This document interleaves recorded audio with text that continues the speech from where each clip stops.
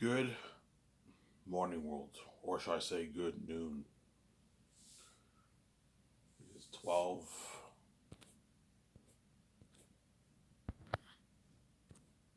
It's 12 o'clock, right? 12 something right now in Quebec right now. Yesterday I took a day off. Sorry about that. I was tired.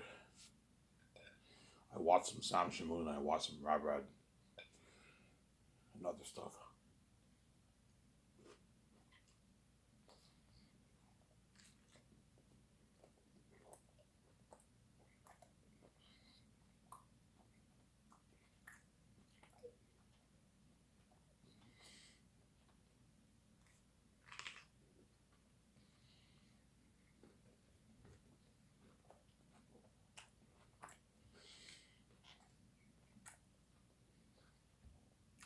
Here's noise. I'm eating my lunch. I'm eating my second breakfast, right?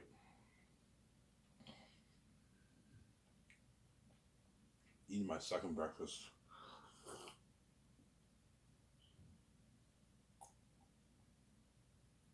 or should I say, late breakfast? Yeah, because I woke up at yeah. Now on, whenever I today I'm off work. So yeah, I'm off work today, so that's why I'm making a video early. So every time I'm off work, I always set my alarm for like 11, 12. That way I have like half a day to chill. Because I know if I don't, I can end up waking up at 3, 4. It's not fun waking up at 4 o'clock and you only have like 6 hours, 7 hours to chill. Before you know it, it's midnight and you gotta go to bed and you got work the next day. So Sarah,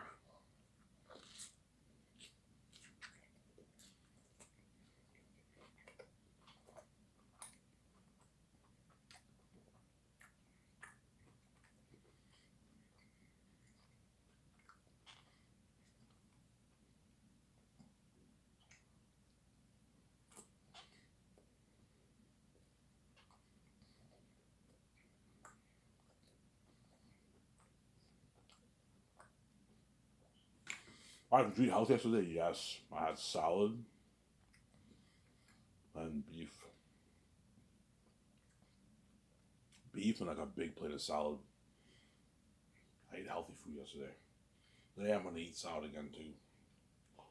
Tomorrow at work. At work, I had a Benedict because they didn't serve lunch. We only have breakfast. Today. I'm like, okay. Yesterday was busy.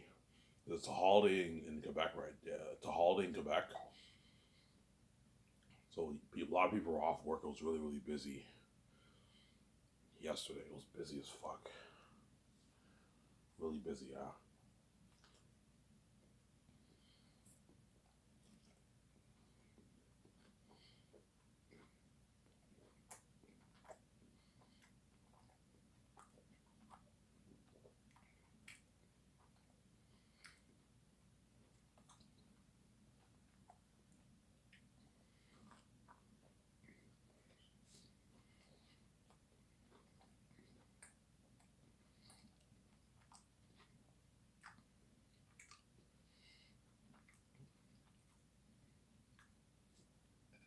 From there, it was busy.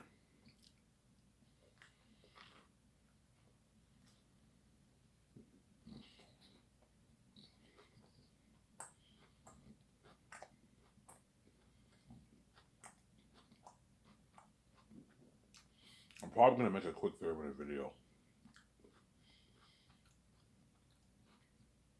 After that, I'm done because I want to watch Rob Brad's 2 hour finale of Cyberpunk. Yeah, so Cyberpunk is a DLC. It's a short game. It's a shorter version of the original one. The original one was long. That game had like 30 some parts. This is just a DLC, a short DLC.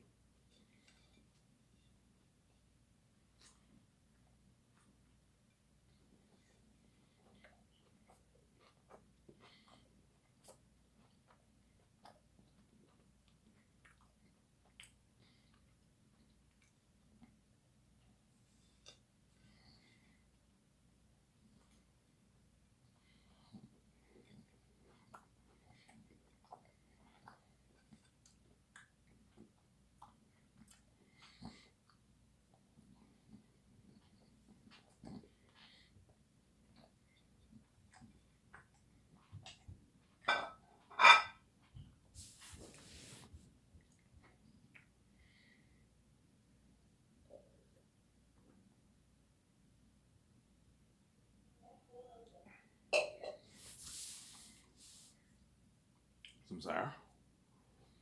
So I'm happy I'm off today. I get the day off, and tomorrow I work. Early morning, I have to go for my blood test. I have to do a blood test tomorrow, early in the morning. And from there, I have to go to work. What time is your blood test? My blood test is at like 6 in the morning. And I'll be home probably around 7:30. So I'll probably come home and eat my breakfast, and I might maybe watch some YouTube. And I'll get ready to leave for work at 9 o'clock. I work tomorrow at 9 in the morning.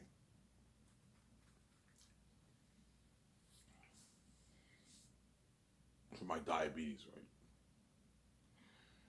Yeah. I feel sloppy. I just woke up. I'm tired. I have jet lag. You know when you wake up and you have jet lag, yeah, you have baggy eyes, yeah.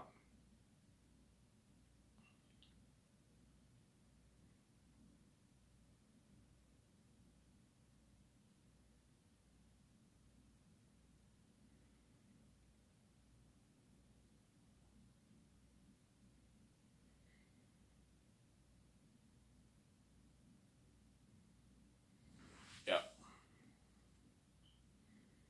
So I really want to lose this weight. Yes, I'm determined to lose this weight and get my first girlfriend. That's my hope. Obviously, which I will. So I'm serious now. I'm gonna eat salad every day, all week. Eat salad. A couple times a week during work, I'll eat maybe like the fatter food. Like this Sunday, I might try their waffles and bacon. I never tried their waffles yet. I might have a waffle. When I get waffle and bacon on fruit, I want to try that.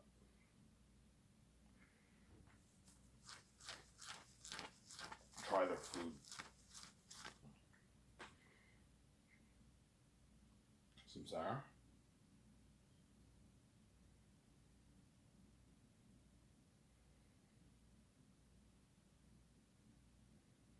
I want to try their food, obviously. Get my first girlfriend. The VJ is a bit pissed off, and she cries and how much she loves me. I'm like, yo, look, man, you're crazy. I'm getting my. I don't care how angry you are, how you feel. I'm getting my first girlfriend. As you had your fair share of boyfriends and flings with men in your life, it's fair. I'm gonna get my first girlfriend too because she's crazy. They're like, Ivan, how could you? How can you do this to me and all that stuff? I'm like, VJ, you're crazy, man. I'm gonna ignore you. I'm getting my first girlfriend, my first secret girlfriend. So I can't date my girlfriend publicly, obviously.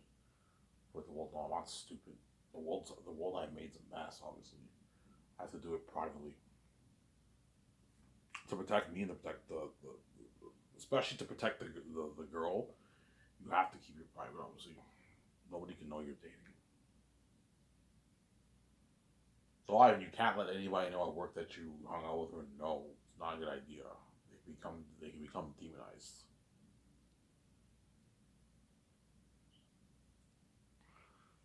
So there, it can become seriously demonized. That's my point. It could become demonized.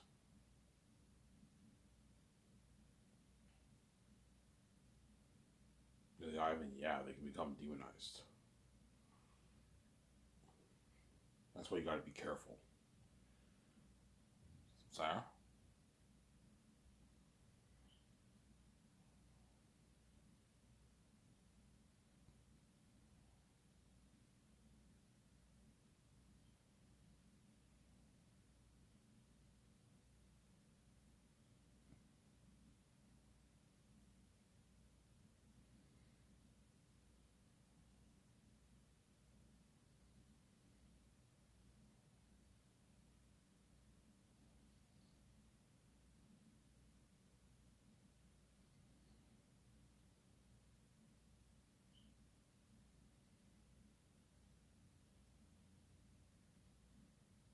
they become demonized. Sarah. That's why I'm gonna date my secret girlfriend. Obviously, nobody's gonna know. Who will be your girlfriend? I don't know.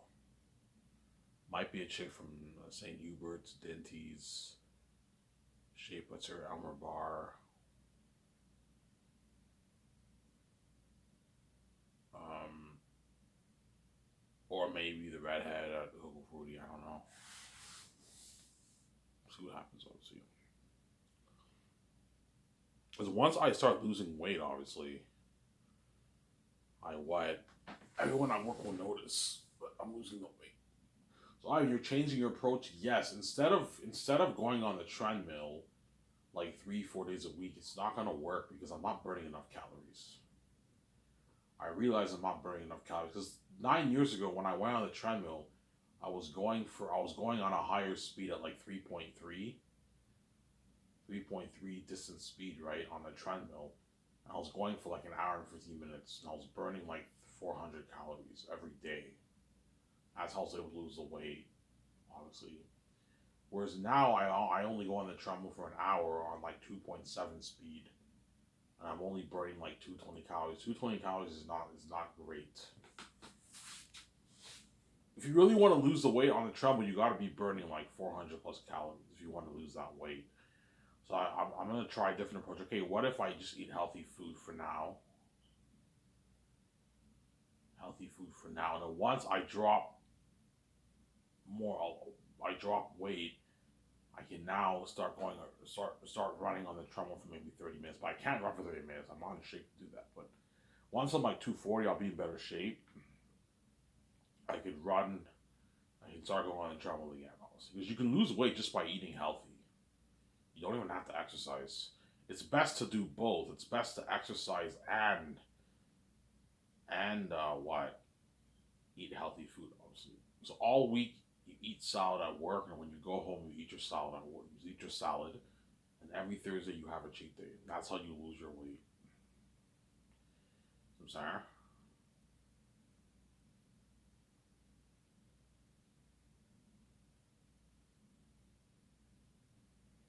Will you go on the exercise? Yeah, I'll go on the treadmill later on. Once I'm down to maybe 250, I'll start going back on the treadmill. Now that I'm in better shape, because once I'm 250, 245, I'll be in better shape, obviously. So and I'll be able to go on the treadmill for maybe a little while, an hour. Because working, working and working out is fucking stressing. It's tough on the body. No, but everyone around the world does that. They all what? They all work and work out. Yeah, but like most people who work in the world, they have office jobs, right? When you're doing dishwashing, it's tough on the body to work out. That's why I've been struggling to go on the treadmill because my body's tired. I could go, but like it's stressing on my body. Dishwashing is a tiring job, man. It's very tiring dishwashing. Washing all the plates, lifting all those heavy plates, docking all the plates in the kitchen. It's tiring shit. Zara, that's my point. I was just saying yes. That's my point.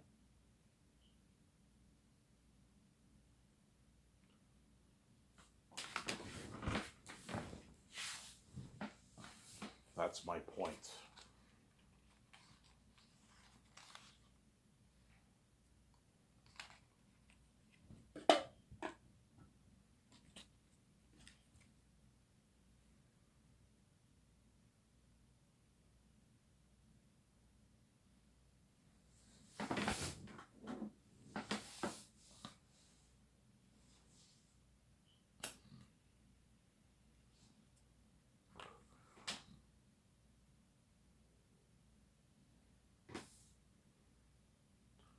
That's my point. Zara.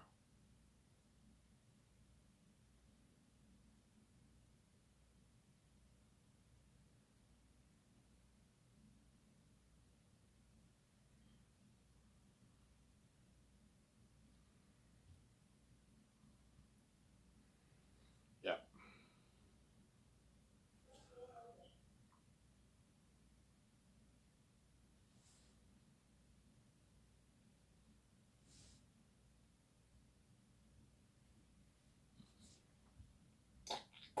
I'm only gonna make a 30-minute video, guys. I'm tired.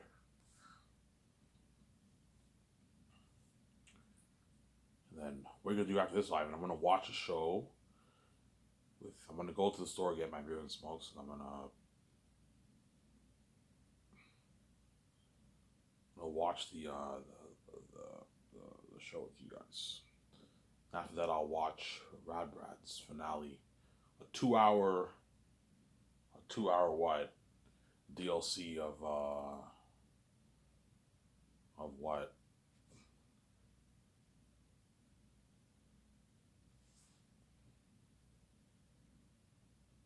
of Cyberpunk.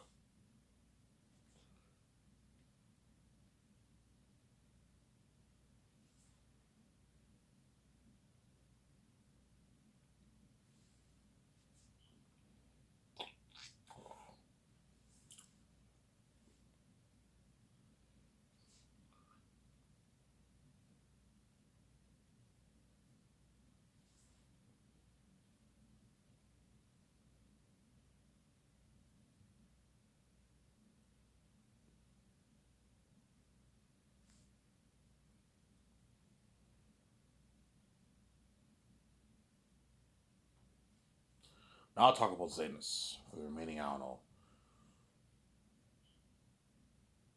60 minutes I have on this part. Obviously, so Zanus I'll make for $1.2 billion, 50 million, 830 towards the movie, 410 towards salaries, and 10 million towards the documentary.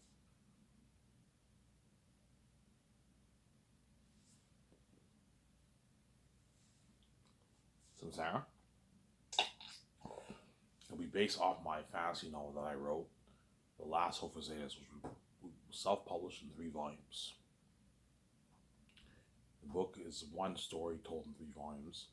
But I'm not selling a 3-book box set. No, it's one big book, and the 3 volumes are in the one book. Some Sarah? I was just saying, yeah.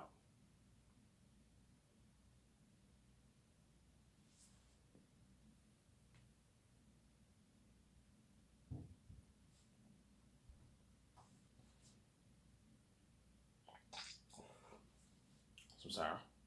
And Peter Jackson and Mel Gibson are my top 2 candidates to direct the movie.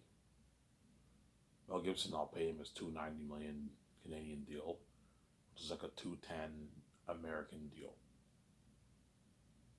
Peter's deal will be a $600 million deal Canadian, which is a $745 million New Zealand deal because he lives in New Zealand. Peter signed a master contract.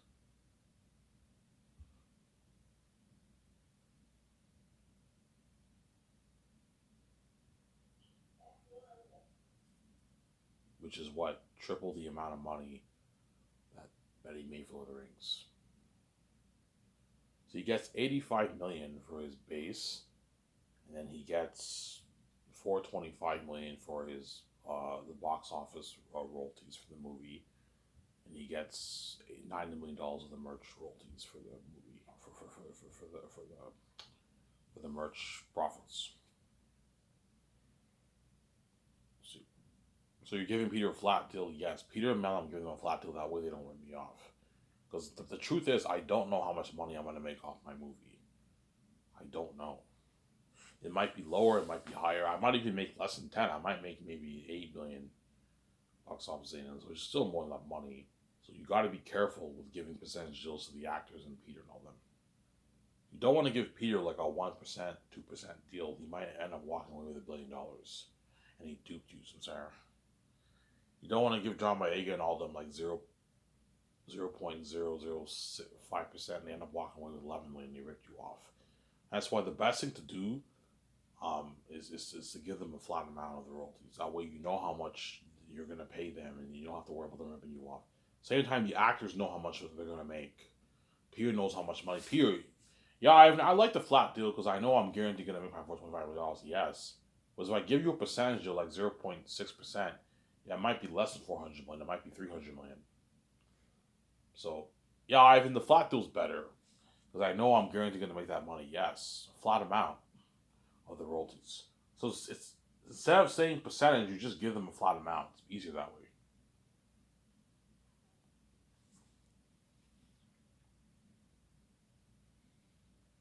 because Peter's greedy, you might push for double. I'm like, Peter, I'm not paying you double. You're fucking greedy, man. Ivan, what about double that? I'm like, no, I'm not giving you double. What about the game, Ivan? No, I'm not giving you any money for the game. You only get the merch and the money and the movie money. I'm sorry. It's a good deal, Ivan. This is more than what I made for Lord of the Rings. Yes, you made about $250 million for Lord of the Rings. I'm paying you more than double. Ivan, I'm making double. Yeah, you're making almost triple the amount that you made for Lord of the Rings, man. I'm giving you perks with that. I'm sorry. Same goes for Mel. If he wants $300, I'm not paying $300. $200 of the royalties, Mel's enough. Stop being greedy.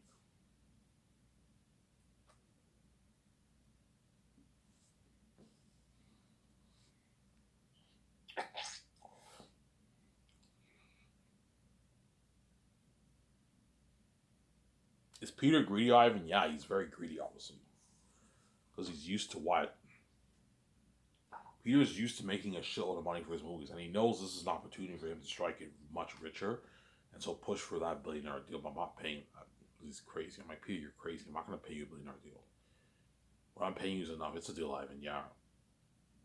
Because for Lord of the Rings, he took a piece of everything. Yeah, he did take a piece of the game, yeah. Peter Jackson took a piece of the game, the merch, the movies, and DVD sales. That's what made him rich. He made like $250 million for Lord of the Rings. He made a lot of money, man, Peter.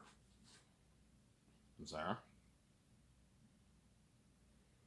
Yeah, but he took New Line to court because they owed him more money. That's how you know he's greedy, man. But at the end of the day, if they owe him money, he gets paid what he's owed. Obviously, I don't blame him for taking him to court. But the fact that that's how you know he's greedy. He already made $250 million and he wanted more money. The New Line's like, yeah, we already paid Peter enough money. And Peter's like, you owe me, and then he sued New Line. Did he get his money back, Ivan? I don't know. I don't think he did. I think they settled. They settled an agreement. I don't think Peter got his money. Obviously. But even though Peter was paid that kind of money, if they owed him money, they owed him money. Obviously, they didn't pay Peter back. Then Bob Shea and Michael Lind are obviously assholes for doing that, for duping Peter like that. If they owed him money, like Rob Mayweather says, it's not show friends, it's show business. When Peter signs a contract, if you owe him that money, you have to pay him that money. But they said, oh, we paid him enough. That's not the point. The point is, what did he sign in that contract? What is he owed? Now, I don't know if Peter got his money back. I don't know. My guess is maybe they made a deal with the Hobbit. Okay, Peter, the money that we owe you for Lord of the Rings, we'll pay you that when you do the Hobbit. They might have done that for Peter, maybe. I don't know. Because New Line, Warner Bros., and MGM were the three companies who had the rights to the Hobbit, obviously. Whereas Lord of the Rings was just New Line and Miramax. Miramax had a stake in the movie. But Miramax had a stake in the Lord of the Rings movie. I think they took 5% of the earnings of the movie. And New Line owned the Lord of the Rings brand. But for The Hobbit, it was MGM, New Line, and Warner Bros. Because Warner Bros. Now owns New Line. They're like a parent company of New Line, right? Yeah, Warner Bros., New Line, and MGM, they own the rights of The Hobbit. Yeah, I saw the documentary. There's a documentary online about Lord of the Rings. I recommend you guys check it out. It's from Prime Theater. He does a thorough, 3-hour documentary of The Hobbit and The Hobbit behind the scenes and Lord of the Rings behind the scenes. It was amazing. I watched it. I binged the whole thing in 2 days. It was really good.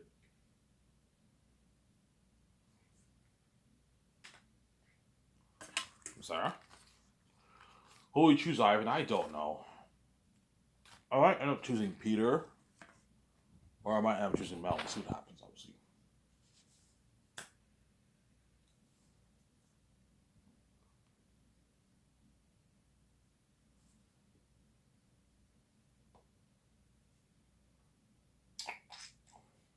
I might end up choosing Peter, or I might end up choosing Mel.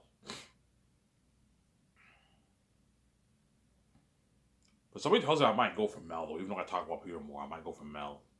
I think he might make the better movie, but Peter might make the better movie. We'll see what happens, obviously.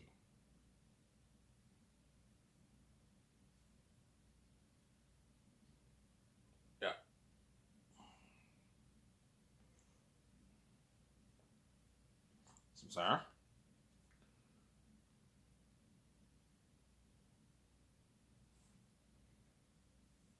But if Peter could do what he did for Lord of the Rings, he might be the better man for the job. That's my point. Peter might be the better man for the job if what if he can do what he did for Lord of the Rings, he might make the better movie. But Mel might be the better movie too. We'll see what happens, obviously.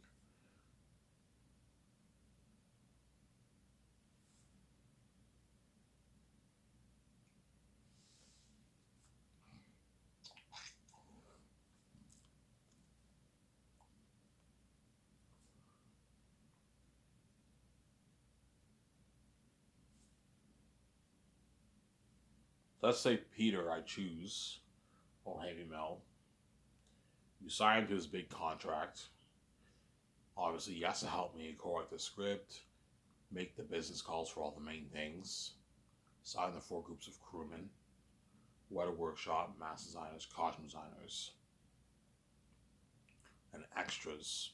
Extra crewmen, right? They're in charge of the extra casting. So I'm going to put out an ad in Switzerland. I need like 60,000 extras for the movie. Civilians for Saphius, Cyrus, Zanus, Barak, and the Bats too, obviously in Gilead City. You need extras for all those. And you also need extras for the army. The Zanian army, and the Wolf army, and the Bats. Again, a lot of extras.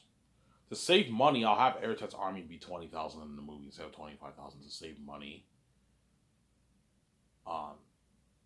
In the Zane army, there's like 12,500 members in the Zanian army. And Eretet has a 25,000 army. Double the amount, but I'll put maybe 20,000 in the movie to save more money. People might tell me, oh, even 25,000 extra is going to be pricey. Yeah, hence why just have 20,000. That way I save a bit more money. You can have the visual effects make it seem like there's 25. Not a big deal, Sarah.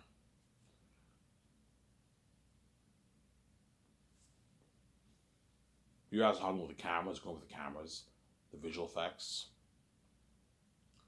Costumes are on Western Machines for the mask, the hotel party, and the red carpet event at Bergerac Resort, the food, kitchen equipment. You guys are on with all that. And sign the 4 groups of crewmen I just mentioned. We also have to help me correct the script every morning from 9 to 12.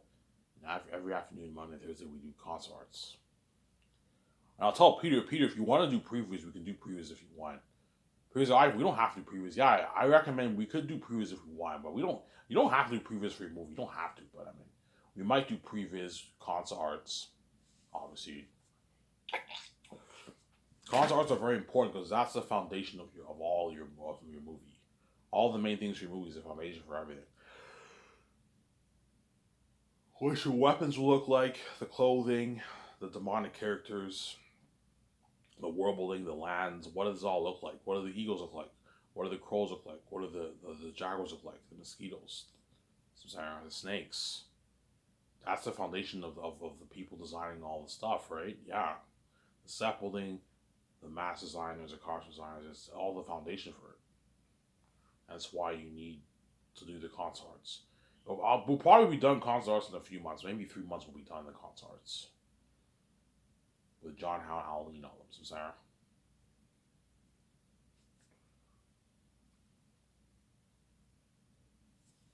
As John Howe and Ali are going to be my 2 concert artists I'm going to hire, as well as I'm going to hire another one.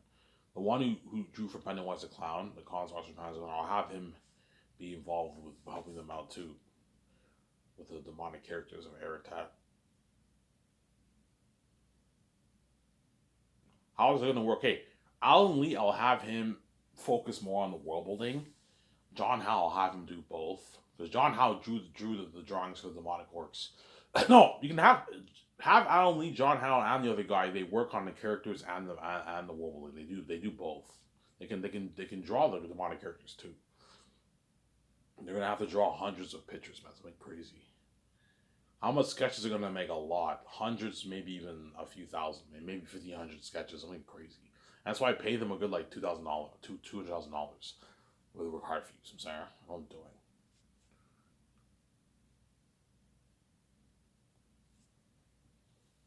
And Peter has to help me sign the Stars second year.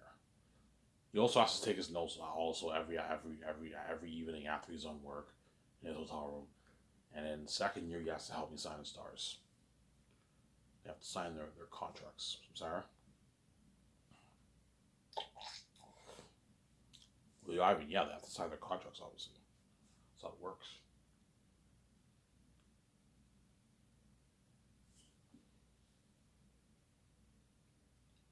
Have to sign their contracts.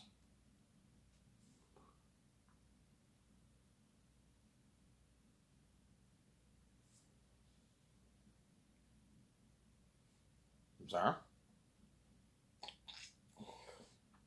Peter has to help me sign the contracts, obviously. The actors have to sign the contracts. Then once we sign the actors, we show them what they're dealing with. They're like, holy shit, they're spooked. Yeah, you guys are gonna be legends. Look at something unheard of. These are gonna be literal devils. And then me, VJ Peter, and Guillermo del Toro, we're gonna host the actors. And we take them out twice to dinner at Boston Pizza. And the documentary filming this, and they parted up my condo for like 6 hours.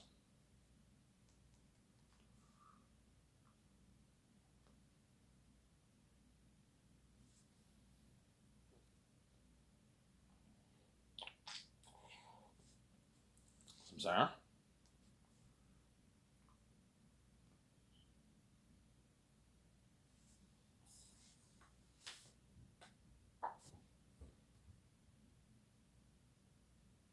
And that's the beginning of the actor's journey for saying this.